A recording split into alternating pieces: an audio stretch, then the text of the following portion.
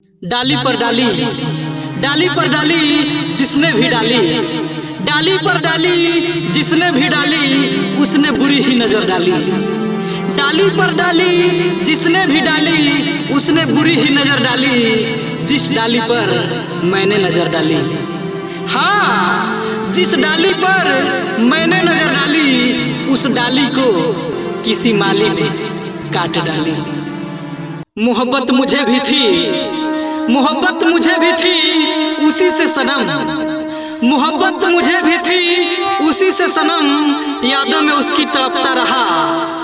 मोहब्बत मुझे भी थी उसी से सनम, यादों में उसकी तड़पता रहा। मेरी चाहत को ये मौत भी ना रोक सकी, हाँ मेरी चाहत को ये मौत भी ना रोक सकी।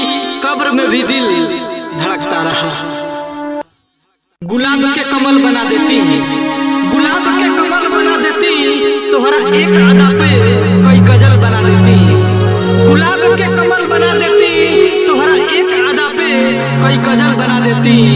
ए जान तू हम पे मरल ना, ए जान तू हम पे मरल ना, नहीं तो हिजा भी ताजमहल बना देती। ये जो लड़कियों के बाल होते हैं, ये जो लड़कियों के बाल होते हैं वो लड़कों को फंसाने के जाल होते हैं। ये जो लड़कियों के बाल होते हैं वो लड़कों को फंसाने के जाल होते हैं। न जाने कितने लड़कों का पीती है खून, हाँ न जाने कितने लड़कों का पीती है खून, इसीलिए तो इनके होठ लाल होते हैं। इश्क करने वाले, इश्क करने वाले आंखों की जुबां समझ जाते हैं।